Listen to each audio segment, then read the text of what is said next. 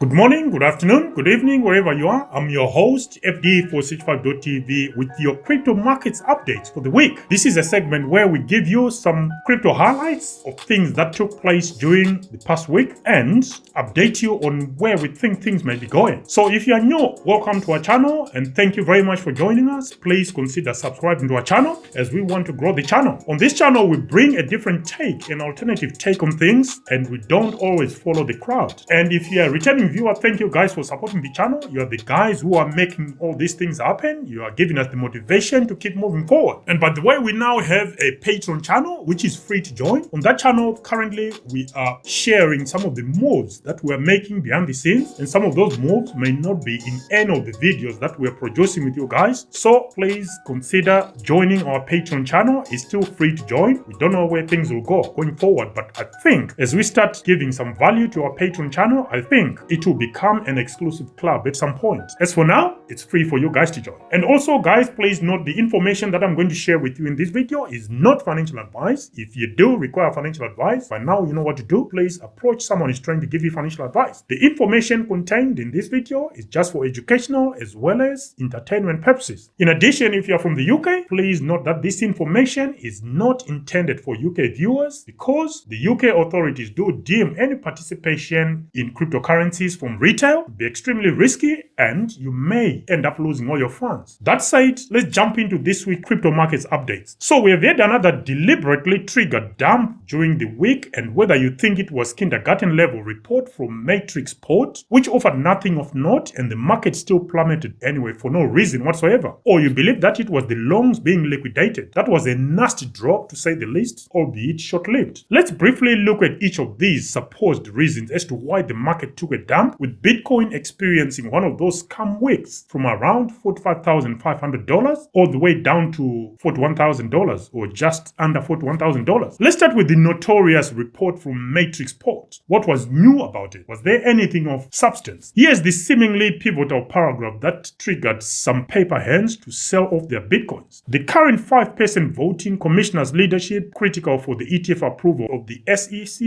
is dominated by Democrats. I got to comment, sorry, I need to respond to this line. The ETF approval processes was way far gone to care what each of the individual members of the commission's individual views were. We even had the court suggesting that the spot ETF rejection was bordering on illegal. If the author of this report had been paying enough attention, then they will have realized that this point was as stupid as they come. More so, those who based their trading or investment decisions on such an asinine and lame viewpoint. People need to start thinking for themselves instead of relying on dumb people like that. That's my take. I feel sorry for both the author of this report and those who followed whatever was said. And the second line in that paragraph, or the second point highlighted, is the reason why the SEC might not approve the Bitcoin spot ETF was that the SEC chair, Gary Gensler, is not embracing crypto in the US, and it might even be a very long shot to expect that he will vote to approve the Bitcoin spot ETFs. Now, Gensler is under a lot of pressure from both sides now, if you guys are not aware. I mean, anyone with decent brains can tell he is under a lot of pressure. I'm not feeling sorry for the guy. I'm just stating the obvious. Those who are anti-Bitcoin like Elizabeth Warren and the anti-crypto army on the other hand, making unreasonable demands or having unrealistic expectations. While on the other hand, you have the judiciary, the courts and so forth, TradeFi, the likes of BlackRock, Wisdom Tree and so forth, and the crypto bros, which is you and me, screaming into his ear. Oh, we only do our screaming via X, formerly Twitter. For Matrixport to fail to read the temperature of the room, so to speak, simply suggests that no amount of analysis or research went into this report. It's a non-report. Anyway, my own view, of course. The third point was that an ETF will certainly enable crypto overall to take off. And based on Gensler's comments in December 2023, he still sees this industry in need of some stringent compliance. Now, BlackRock, Fidelity, Wisdom Tree, Grayscale, JP Morgan, ARK Invest, and many more certainly see things differently. People who actually run the show think otherwise, and Gensler is just a pawn with no spine of his own. So if an analyst or a researcher did not pick that up, what kind of a researcher or analyst is that? Are they even worth the salt to be called a researcher? Let's move on. Next, which was the final point. From a political perspective, there's no reason to approve a Bitcoin spot ETF that would legitimize Bitcoin as an alternative store of value. Alternative to what? Gold? Real estate? Copper? Now, this so-called researcher or analyst, Marcus Thailand, is just an idiot who at best was doing someone's bidding. That is to help to manipulate the Bitcoin price so that someone can get better pricing before the ETF approvals. Again, my own view. By the way, does it matter whether the Bitcoin ETF is approved today, tomorrow, next week, or next month? Unless you are a short trader or you sold expecting prices to dip to the wet dreams of 12K, then all this noise about rejection, delay, or short-term dips is no news at all. As for me, the next and most plausible reason is deliberate manipulation in order to liquidate over leveraged positions, which in all honesty worked. Over $500 million worth of crypto got liquidated within 10 to 15 minutes or so across a number of central exchanges. Unfortunately, that's how markets work. At one end of the short position is a long waiting to benefit from the opposing move, vice versa. So this time, the shorts won and the long lost. You took a gamble and you lost. Move on. Whatever the truth turned out to be, I think the crypto market is a lot of maturing to do before most gamblers are washed out of the space, and the time will come, but not just yet. Anyway, let's move on to some Ethereum developments, which is the roadmap put forward by Vitalik Buterin, the co-founder of Ethereum blockchain. Guys, we know that Ethereum is struggling. Yes, it might be the leading smart contracts platform with the most developers, but even that has got a limit. Yes, they say build and they will come, but one can only turn up to be exploited willy-nilly for so many times before they realize this isn't working. With so many layer 2s on the scene or attempting to help Ethereum, in all honesty, users keep getting fleeced from the beginning as they cannot avoid the switch from mainnet to a layer 2, which still require transaction fees to be paid in ETH on the mainnet. Those high gas fees also limit the number of potential transactions one can do, since they would lose a significant amount at every stage. Just think of it, if you want to buy a meme coin for say $50 and you are being asked to pay $22 in transaction fees, is it worth it? You're already paying 50% more for that transaction. Doesn't make sense, does it? It can't just be a network for the well-off, as even they will end up running out of money, because no one has got unlimited resources. Just imagine this headline in the future: Ethereum will make you poor. I'm sure some of the rival networks will come up with that and they start using that for marketing. Why not? To make matters worse for ETH, Solana has now done more stablecoin transactions in terms of volume, more than Ethereum and Tron network. That is just epic if you ask me. I must say that it is a dream to transfer stablecoins from and to a centralized exchange using the Solana network. I use the Solana blockchain from time to time and my experience has been great so far. It's cheap and it's faster as well. If there is any delay, it's most likely going to be on the centralized exchange as well, but so far I haven't come across anything like that. My conclusion on this is that Ethereum will slowly bleed from 1 million paper cards from various networks, all taking off market share due to its design flaws, and that is coming sooner or later. It's just a matter of time. So as and when if Ethereum gets flipped, it won't just be as a result of one chain causing the damage. It will be from various chains, including, may I add, Ethereum's own layer 2. Now, one of the lessons, if anything, that we've learned after the latest crypto market dip is the strength that is associated with certain crypto projects or cryptos. The ones that I want to highlight today is not a conclusive list, but I just picked about 4 from the top 100 that actually jumped out and thought, okay, this is something. You got Celestia. This is now proven that is just not a shiny new thing, but it also has a bounceability factor, if that is a word at all. While the majority of the top 30 cryptos have had lackluster performance following the recent crypto markets dump, Celestia is already up and running, hitting a new all-time high of $17.04 post the recent dump. While this is all great and impressive, I still think the risk lies within those terrible tokenomics, as I do not think its performance is sustainable medium to long term. Here we are talking of a project already having a fully diluted market cap of 17 billion and a market cap of 2.565 billion, with just over 155.3 million tokens circulating of a total supply of about 1.14 billion with no hard cap. Go figure. That is troubling, and the project's overall tokenomics is one of the key elements we review when we perform our risk evaluation on this channel. While Celestia's price movements are a sight to behold, this is simply something we cannot ignore. We continue to watch Celestia's progress from a distance. Next is Ethereum's layer 2, that is Arbitrum. I think it showed showed some strength as well after the recent dump. Arbitrum seemed to have awakened. Arbitrum has been underperforming throughout the early parts of this latest cycle, but something happened. After the crypto markets dipped recently, like Celestia, Arbitrum actually gave us a new local all-time high of around $2.10 recently, since the depths of the bear market. Just like Celestia, Arbitrum still faces some massive token unlocks in the months and years to come, but if you can time it correctly and manage to dodge the token unlocks, then maybe, just maybe, you can start dreaming of those multiple X's in returns. I personally hold a small bag of Arbitrum, and I'm a little hesitant to go in with a massive position as part of my private portfolio. And by the way, we've got a video, if it's not posted already, we've got a video coming that gives some pointers to look at using demonstrable examples, of course, of existing blockchains like Avalanche and Injective when it comes to token unlocks, how to look out for things like that, and whether you can actually secure your position from the dilution that is the result of token unlocks. If it's not out yet, make sure to click like and subscribe, as well as click the notification bell so that when that video drops, you will be the first one to view it and you can enrich your crypto journey. The next one that showed some strength for us is Osmosis, a DEX on Cosmos network. This has also seen some great recovery from recent market dips, suggesting that maybe this is a good pick for a decent portfolio during these early parts of the bull market. It is still relatively cheap at under $2, but could go a lot higher from where it currently is today. The OSMO coin actually saw its best performance over 12 months, reaching an all-time high of $1.80 over the same period of 12 months. Granted, it's a long way back up to its all-time high, but so far the signs are promising. Finally, we get to Injective. This one also sprung back to its prior levels after the recent market dips, squeezing in on this week's crypto market review and updates for the week.